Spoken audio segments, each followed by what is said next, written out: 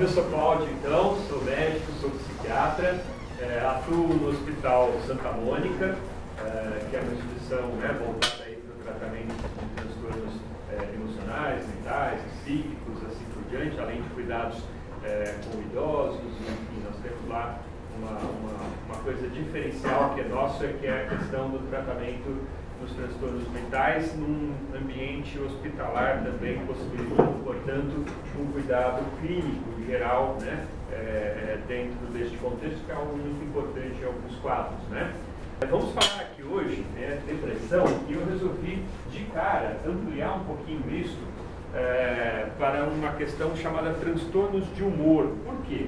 Porque a depressão é uma das coisas, é um dos diagnósticos, um dos problemas que pode afetar o nosso funcionamento de humor. E aí a gente fala humor, né? A palavra humor vem aquela história mau humor, né? E tal. O humor, no conceito de saúde mental da psiquiatria, são uma série de funções, um conjunto de coisas que diz respeito a essa sensação, né, de estar bem ou não estar bem, né, de uma maneira um tanto mais ampla, né, quando a gente fala de um transtorno de humor. Até porque a depressão, como a gente está falando aqui, é um dos problemas quando a pessoa tem um lado da questão do seu humor alterado, né? O polo, né, da tristeza, da angústia, do desânimo para baixo, né? Mas existem também sérios problemas em relação ao outro polo, né? Então, algumas pessoas, além de ter uma depressão, que é esse lado da tristeza, podem alternar algumas fases, por exemplo, o que a gente chama de transtorno bipolar, né? A fase da mania, né? E de novo a palavra mania não quer dizer o costume de repetir ou fazer a mesma coisa, né? E sim, vem de uma origem outra da palavra, que quer dizer o lado da euforia, da excitação, da aceleração do psiquismo e do humor, tá? Então, vamos falar sobre tudo isso hoje, tá? Desde passear um pouquinho a respeito do que é, quais são o quadro clínico, como que isso acontece, e eu vou tentar ser breve e falar por uns 20 minutos, meia hora, para que a gente possa ter um tempo para as dúvidas, que eu acho que aí vai ser mais interessante aqui cada um, porque talvez ler sobre isso, ouvir falar sobre isso, eu creio que a grande maioria aqui já tem, né? Então é legal que a gente possa ter um aprofundamento e especificamente, quem sabe, ajudar vocês a entender de uma forma genérica, não o caso específico de cada um, vai ser uma consulta, né? Mas a gente poder esclarecer um pouco mais genericamente sobre esse assunto, tá bom? Muito bem. Todo mundo consegue me ouvir bem, mesmo aí no fundo? Sim? Então tá, muito bem. O relato do humor depressivo, da pessoa estar deprimida, não é de hoje, acompanha a história da humanidade. Então tem relatos de 2.000, 2.500 anos atrás, as primeiras pessoas que de alguma forma descreveram as questões de saúde, né, os gregos e tal, relatando quadros que é muito semelhante à depressão. Então as pessoas falam assim, será que é uma doença do mundo moderno, contemporâneo, só existe agora, tal? Não, né? É algo que acompanha o psiquismo da humanidade há muito tempo, tá? Hoje em dia, o que a gente sabe é conhecer melhor e reconhecer e tratar e saber a extensão disso, conhecemos melhor o problema. E sabemos, por exemplo, que hoje em dia ele já é o terceiro problema de saúde mundial, segundo a Organização Mundial da Saúde.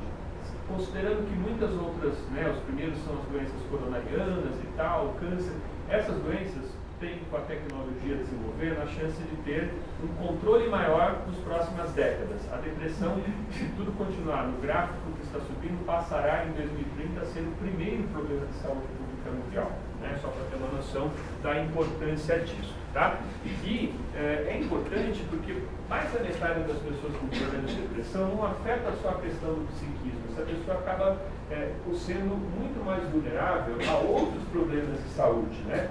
O deprimido deixa, por estar rebaixado do seu humor, da sua vontade, da sua capacidade de energia para cuidar das coisas, ele deixa de cuidar de si mesmo. Então ele acaba tendo outros problemas de saúde em função de estar deprimido, né? Então causa de queixa clínica em consultório, além do que muitos dos sintomas depressivos simulam doenças clínicas. Muitas pessoas acham que estão doentes no seu corpo. É muito difícil mesmo hoje em dia, com todo esclarecimento, as pessoas entenderem que o nosso cérebro, a nossa mente, é um órgão, é um aparelho como qualquer outro, passível de adoecer, que faz parte de matéria. É muito mais fácil as pessoas entenderem, puxa, olha, eu tenho um diabetes. Por quê? Porque o meu pâncreas não produz a insulina, meu açúcar sobe, Ah, tá, então eu tenho que fazer um tratamento e tomar um remédio para isso? Beleza, isso é mais fácil das pessoas aceitarem do que ela entender, por exemplo, puxa, olha, minha mente não consegue ter um balanço adequado dos neurônios, né, do funcionamento neuronal, dos neurotransmissores cerebrais e, portanto, ele precisa de uma medicação, de um tratamento, de uma abordagem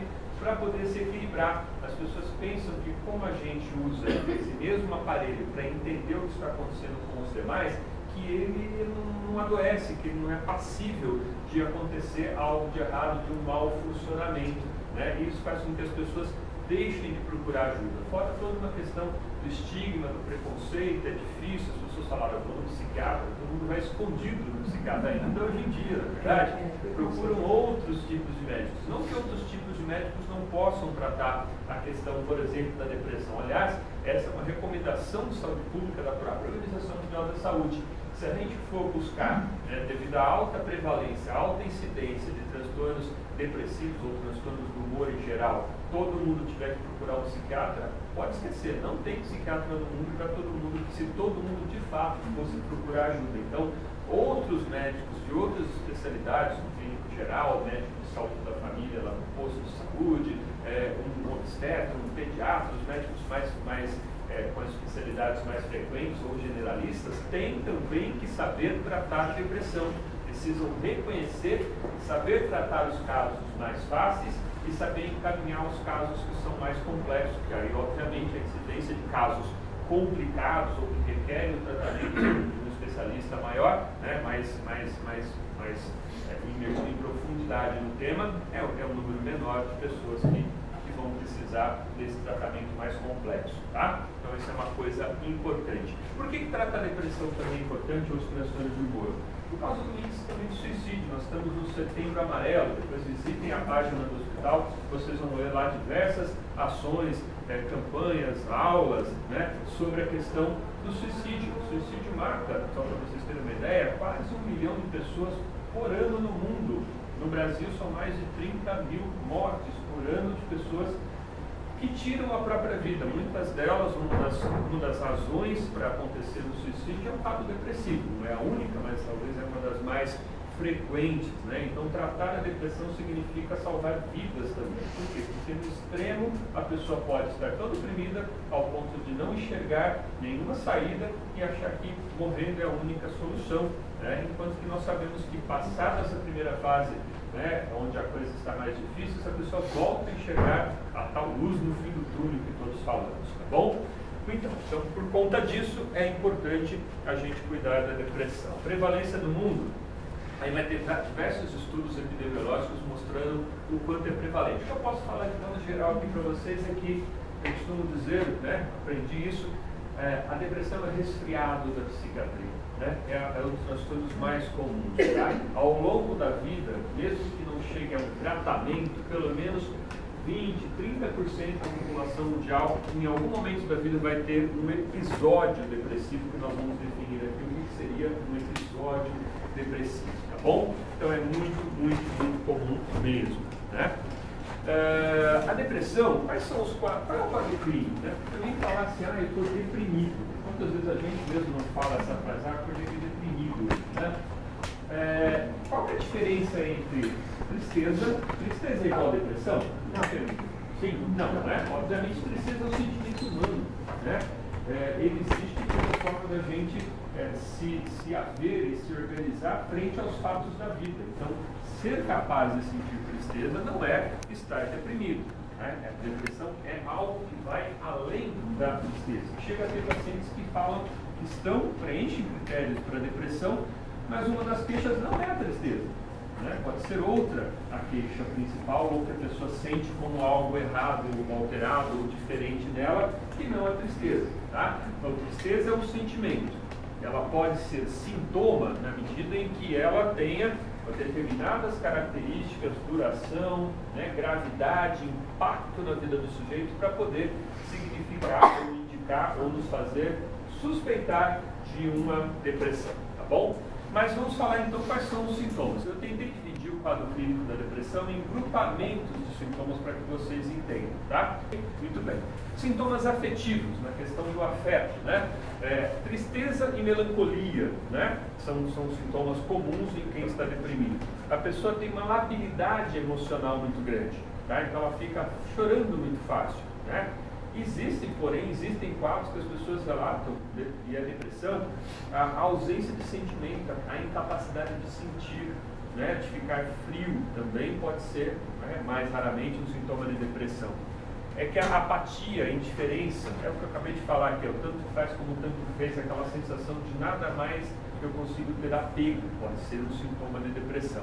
Sentimento da falta de sentimento, ou pode haver irritabilidade, ou seja, em geral, o que existe é um turbilhão, né, uma anormalidade do funcionamento do afeto, né, e isso comparando a pessoa com ela mesma, tá? Não é uma questão de falar, existem pessoas que têm mais ressonância afetiva, nós sabemos, isso é uma questão de personalidade. As pessoas são mais efusivas, mais contagiantes, mais falantes, mais extrovertidas.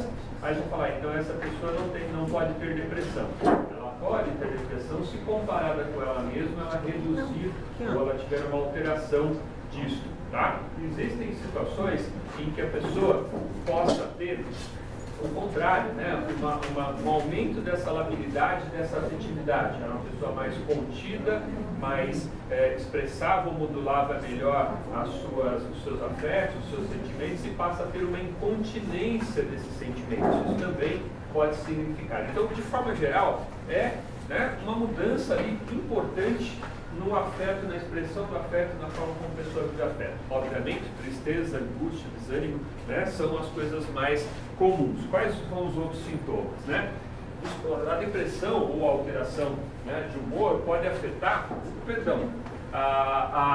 outros sintomas que a gente costuma dizer que são corporais, são físicos, né? Então a pessoa fala assim, olha, além da questão do humor, dela referir como, poxa, eu estou diferente do ponto de vista aqui dos meus sentimentos, ela também pode ter alterações no corpo, cansaço, fadiga, dores, as pessoas se queixam às vezes de uma sensibilidade dolorosa aumentada, né? Pode ter alteração do funcionamento do intestino, do apetite, come mais, come menos, né? Geralmente em depressão o apetite diminui, mas existem depressões que, pelo contrário, pela ansiedade pode aumentar, né, o apetite, a pessoa ganhar peso, né? Embora também a depressão mais clássica, melancólica, a pessoa interrompe o apetite, passa a comer menos e passa a ter, né, perda de peso. Pode ter alteração da libido, né? A parte sexual, né? Diminuição da vontade, da capacidade de ter prazer, do interesse, né? E a saúde sexual é uma coisa importante, faz parte do bem-estar de alguém, faz parte até do conceito de saúde. Uma alteração dessa pode significar também a questão depressiva. Anedonia, o que é uma anedonia? Né? Capacidade hedônica, né? Da palavra grega hedonia, que é prazer nas coisas, sabe? Aquela coisa do cotidiano, puxa, eu gosto lá de ver minha novela, eu gosto de encontrar meu neto, eu gosto de almoçar, eu gosto de tal comida, e a pessoa passa a falar, puxa, isso a vida inteira foi interessante, mas agora perdeu um pouco da graça. A pessoa não se interessa mais, não se engaja mais em atividades antes tidas como prazerosas para a pessoa, tá? Existe também a alteração no campo das ideias, dos pensamentos, né, da crença, até mesmo do indivíduo depressivo. O indivíduo depressivo ele passa a ter tudo, parece ter uma nuvem negra, nada vai dar certo, eu não me animo com as coisas, eu penso ver sempre o lado, o copo está mais para meio vazio, e isso pode ser um outro indicativo de depressão. A mudança, né, ruminações com coisas antigas, a pessoa volta a se encasquetar com coisa que aconteceu lá atrás, né, e começa a fazer uma avaliação negativa de coisas anteriormente tidas como superadas. Isso pode ser um indicativo aí de depressão, até mesmo ao ponto de passar, né, se a pessoa está muito deprimida, começa a vir aquelas ideias de se eu morresse tudo bem, não era melhor morrer, por que aí a pessoa começa a deixar de se cuidar, né, do seu aspecto de saúde, como uma forma, às vezes até mesmo do tipo, vou assumir atitudes ou comportamentos arriscados, perigosos, né, em função de estar deprimido. Eu passo a não ter mais tanto valor para a minha vida. Então eu vou dirigir sem cinto, eu vou beber mais, eu vou me colocar em situações de briga, eu vou dirigir em alta velocidade, que são os chamados comportamentos para-suicidas, né? A pessoa está de alguma forma mais suscetível à ideia de que morrer tudo bem, então portanto eu deixo de me cuidar, né? Até isso poder virar eventualmente uma ideação, um planejamento suicida, a pessoa realmente ter ali, né, elaborado uma maneira de lidar com isso. Também afeta a nossa capacidade, vamos dizer, cognitiva. O que quer dizer cognitiva? Né? De capacidade de resolução de problemas, de memória, de abstração, de inteligência, de resolver as coisas. Nós ficamos, quando estamos deprimidos, menos concentrados, nós ficamos, quando estamos deprimidos, com uma memória mais falha, talvez até mesmo porque por causa da insônia, da alteração de sono, que pode ser para mais ou para menos, né? Mas via de regra é para menos, para dificuldade de insônia. Quem não dorme bem, a memória não funciona bem, então afeta também essa capacidade. Existem quadros até, a partir de uma certa idade, né, que a gente vê algumas coisas que a gente fala assim, aquela pessoa lá está ficando com Alzheimer, está ficando demenciada, está diminuindo a capacidade de entendimento das coisas, mas pode ser uma depressão. Um diagnóstico diferencial importante é isso, tanto é que é chamada de pseudodemência, né? A pessoa não está com Alzheimer, muitas vezes ela está apenas deprimida. Resolvendo a depressão, ela volta a ter as capacidades mentais de antes, né? Então isso é uma coisa muito comum que a gente vê na prática clínica. Alterações da autovalorização. A pessoa geralmente está se avaliando negativamente, ela tem uma baixa autoestima, ela não acha que ela é capaz de nada, ela começa a duvidar de coisas que ela antes era capaz de fazer, que ela encarava numa boa, que ela superava numa boa, ela deixa de ter essa crença nela mesma, tá? Então é outra alteração que pode ter.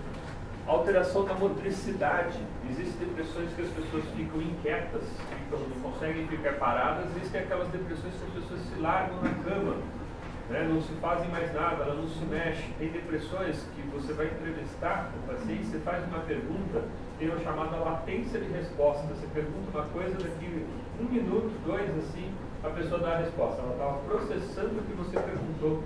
De tão deprimida que estava, o pensamento pode ficar lento. Capacidade de entendimento pode ficar lenta, tá? Então a pessoa fala mais baixo, ela se mexe mais devagar, ela tem uma hipoatividade geralmente. Existem, como eu falei, vamos falar até nos casos atípicos, que pode acontecer o contrário, mas o mais comum é essa hipoatividade. Até o ponto, uma pessoa pode estar tão depressiva ou acompanhar o quadro depressivo, os chamados sintomas psicóticos. Isso até faz as pessoas confundirem, achar que a pessoa está tendo esquizofrenia, porque está ouvindo vozes, mas pode ser fruto de um humor depressivo. Alguém pode estar instalando ali algum tempo um quadro depressivo ao ponto de poder pensar coisas, né, que são absurdas, assim, para quem compartilha de um senso de realidade, né, mais comum, mais focado na lógica, mais focado nas coisas realmente verificáveis. Uma pessoa pode estar deprimida ao ponto de começar a ouvir voz mandando ela se matar. Ela pode estar deprimida ao ponto de ter alteração de ideia. As pessoas já falaram assim, olha, eu sinto que eu estou morto por dentro. Até quadros muito clássicos, assim, raros, mas acontece, a pessoa acreditar que morreu. Ela te fala, mas eu morri, eu não estou vivo. Ela tem a crença, imagina alguém acreditar que não está vivo.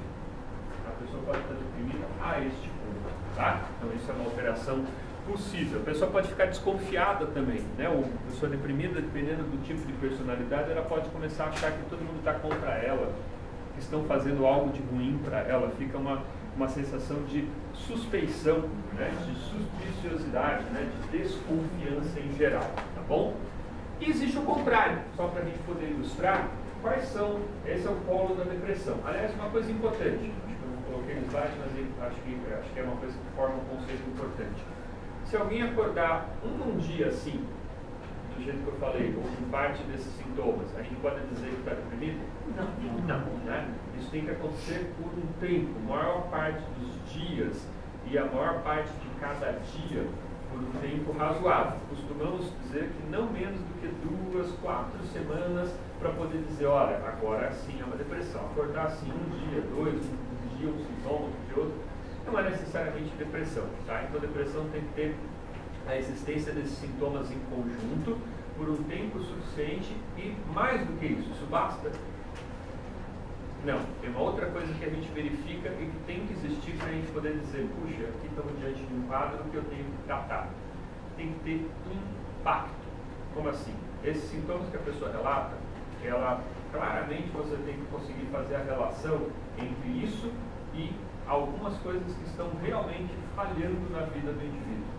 Tá? Então, falar que eu estou triste, mas eu consigo trabalhar, eu consigo ir fazer minhas coisas, eu consigo curtir meu final de semana e tal, e eu falar que eu estou desanimado, mas eu não mudei nada na minha vida, então a gente costuma dizer que é importante para o olhar do quem vai tratar a percepção de prejuízo, de problemas realmente relacionados àquilo. Aliás, isso é meio que universal para todas as questões psiquiátricas, todas as questões de saúde mental. Não existe transtorno sem impacto, prejuízo, problema na vida do indivíduo. Tá? Então, muitas vezes a gente, ou do indivíduo, ou de alguém ao redor dele. Tá? A gente costuma dizer assim, mas a pessoa é tão estranha, tão diferente de mim, é tão diferente do que estamos acostumados, será que é problema? Só seria problema se houvesse sofrimento, de fato, prejuízo, impacto na vida dela ou na vida dos outros. Tá? E existe também outra coisa importante a respeito da depressão. Acho que está no slide lá na frente, mas eu vou falar desde já. Existem quadros de depressão que não são, veja bem, a maioria dos casos que a gente vê a pessoa tem uma vida tida como normal até então, ela não se percebe nenhum problema, ela não é apontada por ninguém como tendo nenhum problema, o curso de vida segue normal. Em algum momento ela passa a ficar deprimida. Tá? Então é um episódio, começa a acontecer, não é algo que está sempre com a pessoa. Tá? Então essa depressão geralmente tem começo, meio, e se você tiver tratamento, vai ter um fim. Tá? Muito bem. Existem pessoas que têm um quadro depressivo mais leve e que começa muito cedo na vida e que acompanha muito o jeito de ser da pessoa ao ponto, muitas vezes, de se fazer a seguinte distinção: eu não sei quando começou. Eu sei que essa pessoa é assim, ou ela se queixa, olha, eu sempre me entendi, sempre me vi como uma pessoa com essa questão. Tá? Isso, geralmente, nós vamos fazer um diagnóstico, é um outro tipo de depressão chamada distimia. Né? É um humor realmente um pouquinho rebaixado, uma irritabilidade, uma falta de prazer nas coisas, um engajamento menor em coisas positivas, uma sensação, né, sempre de algo errado, mas não grave o suficiente de repente uma pessoa procurar uma ajuda. Ela não percebe que houve uma quebra, ela vinha e alguma coisa mudou. Parece que acontece, se instala muito cedo, se confunde até mesmo com o jeito de ser, mas é um outro quadro que também existe uma abordagem, um tratamento, as pessoas podem viver de uma forma melhor se procurarem ajuda. Tá? Esses quadros são quadros de distimia, como se fosse uma depressão crônica leve de muito tempo atrás, começada muito cedo na vida. Tá bom? Mas vamos falar agora do outro polo. Eu falei para vocês, então, descrevemos aqui mais ou menos como é um quadro depressivo. Vamos descrever como é o quadro do contrário da depressão. Por quê? Porque alguns sujeitos que têm um transtorno de humor pode não ter apenas, ou pode até nem ter o quadro depressivo, ou a primeira vez que se apresenta, né, como tendo um problema, como tendo a doença, como tendo um transtorno, que busca ajuda, ela pode se apresentar no outro lado. Né? O outro polo da questão do transtorno de humor, da polarização para o lado da euforia, ou do que a gente chama tecnicamente a palavra mania. Mania é usado para definir alegria ou alegria patológica, isso é, doentia, excessiva, fora do normal, uma relação, uma expansão, né, que é a base da síndrome de mania. Então essa pessoa, ela fica com os pensamentos mais acelerados, ela tem geralmente uma menor necessidade de sono, não é que ela tem sono, ela não precisa dormir. Ela quase não dorme, ela não consegue sequer tentar dormir. Ela pode começar a falar muito rápido, ela pode começar a acreditar em coisas de forma otimistas em excesso, ao ponto de não ser razoável. Qualquer pessoa olharia aquela situação e falaria, mas olha, tudo bem, até existe a possibilidade disso acontecer, mas é difícil. Tem pessoas que entram no sintoma de mania, ela tem a crença, a certeza de que se ela pegar todo o dinheiro dela e jogar na Mega Sena, ela vai ganhar. Mas não é que ela acha, ela tem certeza. Ela perde a capacidade de razoabilidade, né, de realmente de lógica do que ela está fazendo. Ela pode acreditar que ela é desapegada, ela sabe que alguma coisa vai prover ela pega e dá, ou, né, joga tudo que tem fora. Né? Ela pode acreditar que ela é imortal, invencível, insuperável em alguma coisa. Ela pode acreditar que ela pode prescindir de todas as pessoas ao redor e começar muitas vezes a magoá-las, a não estar preocupado com o sentimento da dificuldade da pessoa em mania, pode ser até se manifestar pela falta de empatia, pela dor alheia. né, pelo problema, pelo sofrimento alheio, ela pode ficar irritável, ela pode ficar agressiva, ela pode ficar hostil, né, ela pode ter essas crenças até mesmo, né, delirantes, né, achar que tem um poder diferente ou uma capacidade, né, extraordinária, né, algo que qualquer pessoa de fora, no bom senso, no seu, né, centrado, iria dizer, nossa, não dá, é um absurdo, não é realidade. Né? A pessoa fica com logorreia, ela fica falando sem parar, algumas vezes você não consegue entender o que ela está falando, né? De tanto que ela tem uma chamada fuga de ideias. A pessoa vai falar e não consegue, né, botar em palavras, no aparelho vocal, tudo que está passando pela cabeça. Então quando ela fala, fica incompreensível. Para ela, ela está achando inclusive que está falando tudo aquilo, mas não está. Está acelerada e aí o discurso fica incompreensível porque tem essa questão, né? Ela pode ficar até com uma sensação de hipermnésia, de mais inteligente, e algumas vezes fica de fato, naquele momento, com uma capacidade cognitiva aumentada, né? Aliás, existem várias pessoas, né, famosas e cientistas e artistas que produziram grandes coisas quando estavam nessa fase de euforia de mania. Não deixa de ser uma verdade, mas porém precisa de ajuda. Por quê? Porque as pessoas, via de regra, podem até funcionar melhor, produzir mais, trabalhar mais, ser mais criativo, ser mais inteligente naquele período, mas certamente está correndo a 100 por hora contra o muro. Em algum momento essa pessoa vai ter problemas em relação a estar daquela forma, tá? Tem agitação, né? A pessoa fica inquieta, né? Ela pode ter até sentimentos de arrogância, de agressividade, prodigalidade, gastar, né, dinheiro, desinibição, tudo coisas aqui que a gente falou. Até o ponto de ter aquilo que o deprimido no outro polo, lá no extremo, o extremamente deprimido pode ter, que é o quadro de psicose, a pessoa em mania, ou esse mesmo sujeito tendo o polo da mania, pode também ter alucinações, ouvir vozes, acreditar que não é uma outra pessoa, acreditar que ele tem um poder especial, né? Ter esse tipo de coisa. Insônia, aumento da energia, como eu falei, e a pessoa geralmente não tem crítica dessa percepção, tá? Muito bem. E aí, tecnicamente também, vocês vão saber, ou vão conhecer, ou vão saber que existe um quadro chamado de hipomania. O que é a hipomania?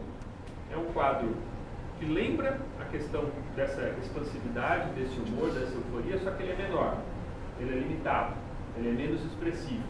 A pessoa fica somente um pouquinho mais acelerada, um pouquinho mais produtiva, um pouquinho mais de bem-estar, mas ela não está dentro do que é o normal para ela mesma, tá? A gente chama isso de hipomania. Por que é importante? Porque isso diferencia, às vezes, o subtipo de transtorno bipolar que a pessoa tem, e isso pode dar indícios ao clínico, ao médico, ao psiquiatra, tratamentos diferentes para quem tem quadro de mania franca, mania grave, e o caso que tem hipomania, que é essa mania mais atenuada, tá? Então é característico, a pessoa muitas vezes até dificulta o diagnóstico, a pessoa se sente muito bem, realmente você não consegue apontar elementos claros de que está sendo um problema, que está tendo impacto, está tendo tal prejuízo que eu falei para vocês. E aí entra aquela subclassificação desses transtornos bipolares. O tipo 1 é o que tem episódio depressivo de leve a grave, intercalado com fase de normalidade e fase de mania bem caracterizada, tá? E o bipolar tipo 2 são aqueles que têm esses quadros intercalados com fases de hipomania, isso é, ele não entra naquela franca, né, situação de euforia, de aceleração, né, mas significa um transtorno bipolar também, requer mudanças ou requer especificidades em relação ao seu tratamento, né, que o médico vai apontar lá. Só para a gente poder ter uma ideia de como é que clinicamente é fácil você capacitar profissionais de outras especialidades, não sendo psiquiatra, e poder capaz de diagnosticar e de perceber um quadro depressivo, tá? Vocês têm ideia do que a gente fala aqui, algum tipo de exame ou de ação de saúde, o quanto que ele tem de sensibilidade e o quanto que aquela ação, ou aquele teste, ou aquele exame tenha de especificidade? Posso explicar? Vamos lá.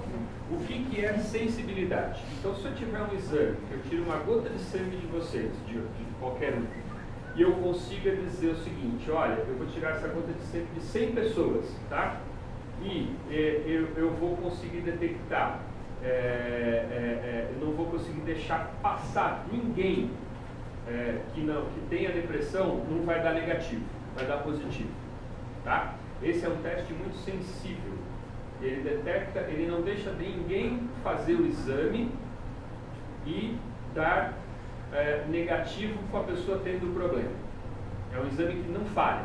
Ele é um exame muito sensível, é um exame que pega todo mundo que tiver o problema. Não escapa muita gente. Quanto mais ele não deixar escapar, mais sensível aquele teste é. Mas existem, em medicina, a gente não consegue fazer as coisas serem perfeitas, certo? Então a gente tem índices de sensibilidade. Um teste, por exemplo, como esse, essa pergunta, tá? Para alguém está lá no consultório porque foi para fazer a consulta ginecológica. Se o ginecologista perguntar, você está se sentindo deprimida, triste, meio para baixo? Tá? Quanto que tem de sensibilidade? 90%. Significa o quê? Que 9 em cada 10 pessoas que responderem que estão assim, tá? Ela realmente ela pegou os casos que tem, que pode estar deprimido. Tá? Somente 10% vão passar por essa pergunta e ter depressão e ter respondido não. Tá? É isso que eu quero dizer. Mas quanto que é específico fazer essa pergunta? Quanto que essa pergunta realmente garante que essa pessoa tem depressão? Isso é a especificidade de um teste. Um teste é muito específico se ele não deixa escapar o falso negativo. Né? Quanto que de fato ao fazer aquela pergunta vai vir positiva e eu estou diante de fato de um caso que eu tenho que fazer tratamento. Então a especificidade dessa pergunta é 57%, ou seja, quase metade das pessoas você vai acabar respondendo positivo e não sendo depressão. Tá? Os 43% vai responder sim para isso daqui e não está deprimido, ele não é muito específico. Tá? Só que se você associar essas duas perguntas, você perdeu o interesse ou tem menos vontade de fazer as coisas que normalmente você apreciaria ou seriam prazerosas. Isso é, eu estou perguntando aqui de afetos, sentimento, deprimido, triste, para baixo, e aqui eu estou perguntando sobre prazer, quanto que a pessoa está conseguindo ter momentos agradáveis, quanto que ela está se engajando em coisas agradáveis. Então a pergunta é, você perdeu interesse ou tem menos vontade de fazer coisas que normalmente você aprecia ou de fazer ou que seriam prazerosas para você? Aqui a sensibilidade, né, somando as duas perguntas, é de 95%. Puxa, é um excelente, se a gente for pensar em medicina, nos índices que a gente encontra por aí, um teste ou duas perguntas que consigam ter 95% de sensibilidade e 90% de especificidade. Ou seja, respondeu positivo para essas duas perguntas, eu estou quase que certamente diante de um caso de depressão. Vale a pena investigar mais. Tá? Então essa é uma estratégia de rastreamento que a gente chama. Qualquer profissional de saúde pode fazer essas duas perguntas, correto? Né? E qualquer profissional que estiver diante de duas respostas positivas para essas duas perguntas tem por obrigação investigar mais.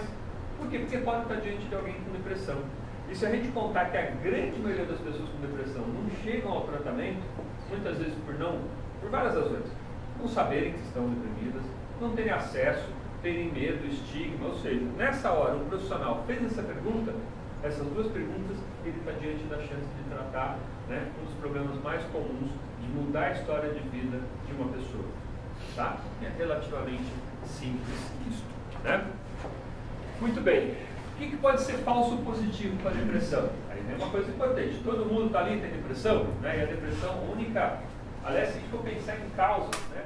Não chegamos a falar aqui sobre causas da depressão. Nossa, será que tem genética para ter depressão? Sim.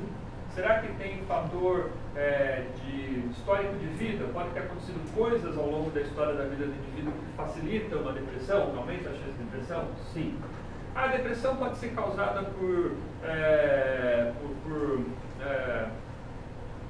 uma substância. Alguém que bebe pode ter depressão. Aliás, esse binômio é muito interessante, né? Bebida, que é uma coisa altamente comum, né? Estamos numa cultura ocidental e também, desde que o homem é conhecido por homem, existe, né, o consumo, a culturação da questão do etanol, do álcool, das bebidas, né? Muito bem. Aí é uma relação de mão dupla. Tanto beber pode provocar a depressão, como alguém que deprime pode passar a abusar mais de bebida. E aí uma coisa alimenta a outra. Embora seja mais comum, só apenas um pouco mais comum, que em homens ele primeiro começa a ter problemas com a bebida, tem um alcoolismo, dependência de álcool, e daí por diante começa a ter as consequências disso na vida e deprime. Tá? Esse é um caminho para o homem mais comum. E para as mulheres o caminho mais comum é o outro. Eu primeiro primeiro deprimo, tenho uma depressão e vou acabar tentando na bebida quase que uma automedicação muitas vezes. A depressão pode ter insônia e ansiedade. O álcool pode momentaneamente, de uma maneira paliativa, depois o problema vem maior, mas na hora ele tem ali uma ação sobre a ansiedade, sobre a insônia de alguém. Então, nas mulheres é mais comum que ela comece a beber em função de estar já deprimido. No homem é mais comum que beba e deprime em função do hábito do beber ou da evolução do beber social, do beber não problemático, do beber em padrão de dependência. Mas tem várias outras causas. É uma questão lá bioquímica do cérebro, neuroquímica do cérebro? Tem isso de um funcionamento diferente, né? Mas uma coisa importante, uma parte da depressão, dos sintomas de depressão ou de alteração de humor, não é tão grande, mas é expressivo o suficiente, não é primário. Primário, o que a gente vai chamar de primário? Olha, não tem nada outra coisa causando. Por exemplo, uma depressão que venha depois do indivíduo beber é uma depressão secundária, tá? Uma depressão que venha porque a pessoa está tomando um remédio que causa depressão é uma depressão secundária. Uma depressão que venha porque a pessoa está doente do coração pode ser uma depressão secundária. Quais são as causas, então, de doenças outras, físicas, gerais e tal, que possam levar à depressão? Tem várias doenças clínicas que podem levar à depressão. Acho que está no próximo slide. Depois eu preciso falar também da diferença entre depressão e luto. Existem doenças endocrinológicas. O hipotireoidismo pode simular uma depressão, assim como o hipertireoidismo, o funcionamento da tireoide acima do normal, pode simular um quadro de mania. Existe doenças também da adrenal. A adrenal é aquela glândula que fica acima do rim, produz a tal da adrenalina. Existem funcionamentos dessa adrenal que são importantes. Muitos tipos de câncer podem cursar com um quadro depressivo ao mesmo tempo. O campo de pâncreas é um dos mais comuns. Infecções virais crônicas, HIV, hepatite, várias outras infecções virais são importantes. Após AVC, um acidente vascular cerebral hemorrágico, se afetar uma determinadas áreas relacionadas aos sintomas de humor, pode cursar com depressão. Várias doenças neurológicas, Parkinson, esclerose, são doenças que podem ter depressão. Doenças reumatológicas, lúpus, várias psoríase, várias doenças assim podem ter. Abuso de substâncias, existem cocaína, álcool, outras substâncias que podem provocar depressão, seja na hora da intoxicação, seja na abstinência, seja pelo uso crônico, por afetar cronicamente os neurônios, ou o cérebro em si, em geral. Tá? Alguns medicamentos, corticoides, algumas terapias hormonais, interferon, que é um medicamento utilizado para tratamento de hepatite C e assim por diante, quimioterapia, alguns antihipertensivos mais antigos que hoje em dia nem se usa, mas antes vai tratar a pressão alta, acaba tendo depressão como sintoma, e vários. E por último, para a gente abrir para as perguntas, eu queria falar sobre a diferença entre luto e depressão. Luto é uma reação que em tudo pode ter os sintomas da depressão, mas por ter uma causa, por estar relacionado a um fato da vida, e se tiver um tempo, duração e um impacto limitados, a gente chama de luto. A gente não vai tratar luto com antidepressivo, a gente não vai, pode até encaminhar alguém de luto para uma terapia, mas a gente vai ter um cuidado maior para não dizer que aquilo é depressão. Então, e o luto aqui não é só porque faleceu alguém, o luto às vezes é porque faleceu um animal, o luto às vezes porque mudou de lugar, o luto é porque perdeu um amigo, o luto é porque perdeu um emprego, o luto é porque teve uma separação conjugal.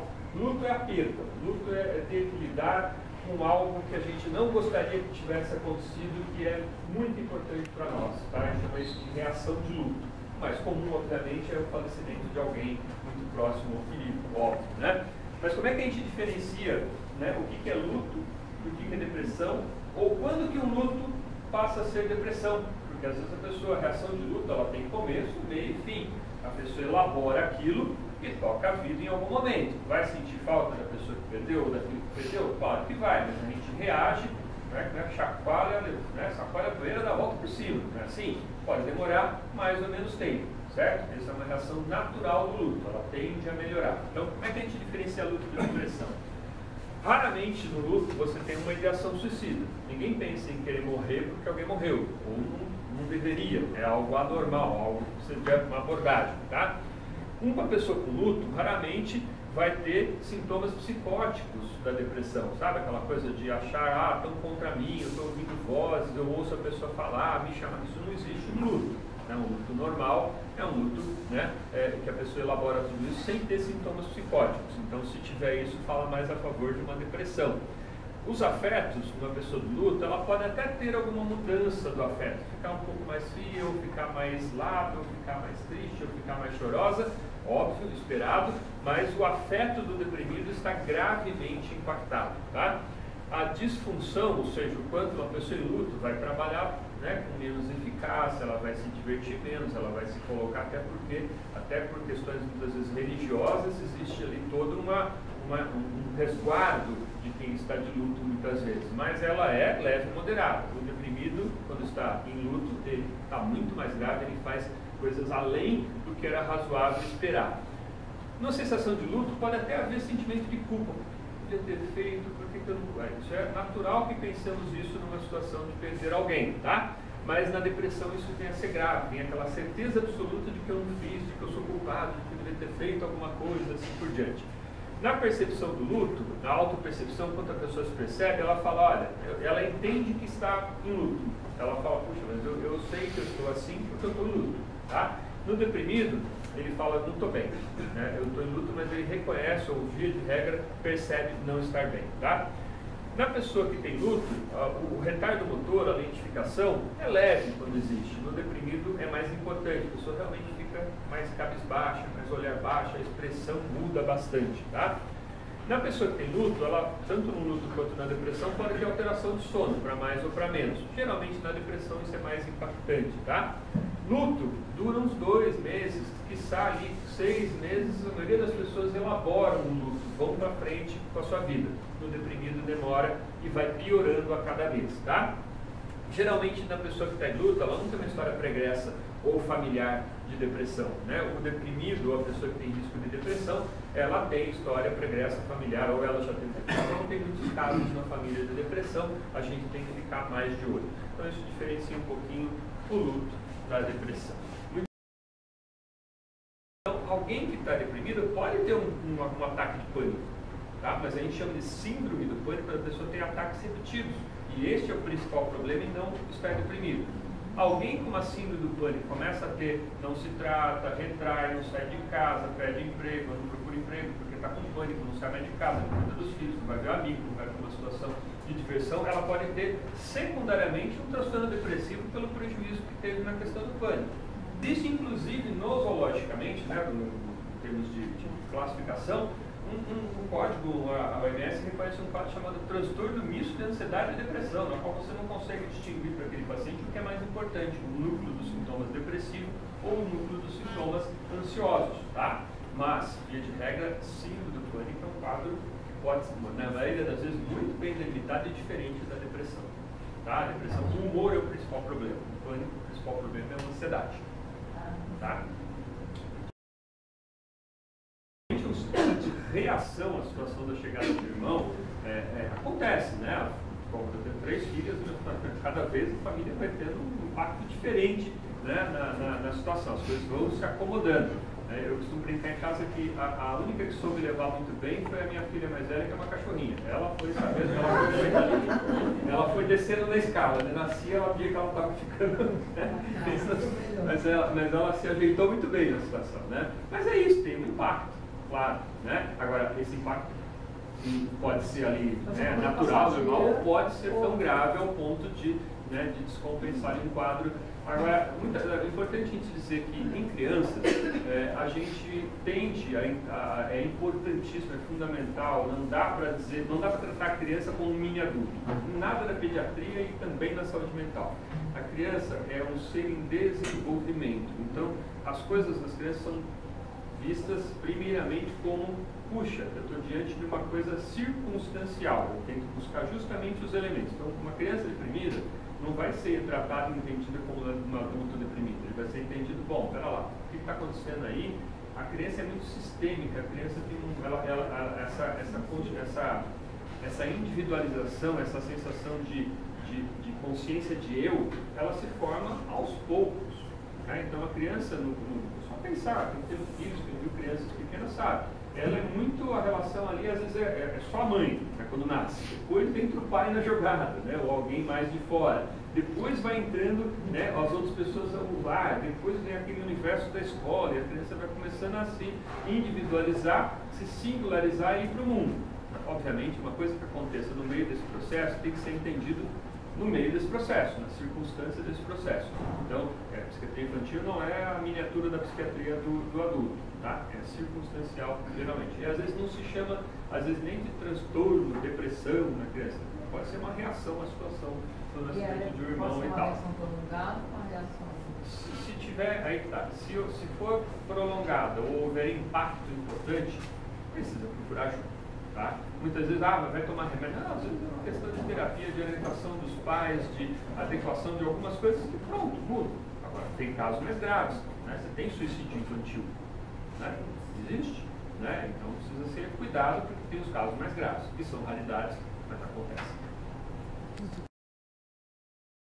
A gente não pode pegar um caso gravíssimo em que se tentou fazer tudo e ali não se obteve sucesso, como, o que eu aprendo com isso? Então eu aprendo que não adianta. Tá vendo? Se alguém começar a falar que quer se matar, não adianta nem fazer nada porque vai terminar se matando. Não, por quê? Porque provavelmente teria acontecido antes se não tivesse tido qualquer abordagem. Né? Então é importante, existe toda uma técnica, existe toda uma abordagem específica de como tratar a questão do suicídio. Tá? Então, existe como prevenir, é algo prevenível.